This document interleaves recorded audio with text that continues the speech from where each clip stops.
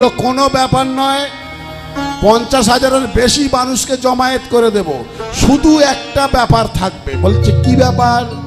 শুধু সেই কীর্তনিয়া ওপার থেকে বলে দিল দুটো বড় বড় বোতল রাখবেন।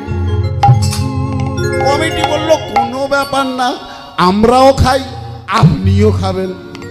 ব্যাস, কীর্তনিয়া এলেন আর কীর্তন করলেন, আর সুরার মধ্যে দিয়ে কলি প্রবেশ করে। হরিবল হরিবল।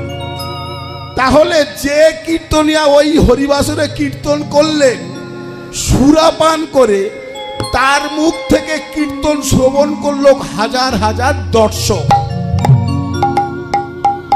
সেটা কি বাবা কীর্তন হলো?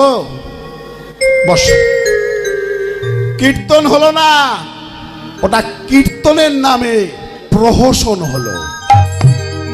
মহাপ্রভু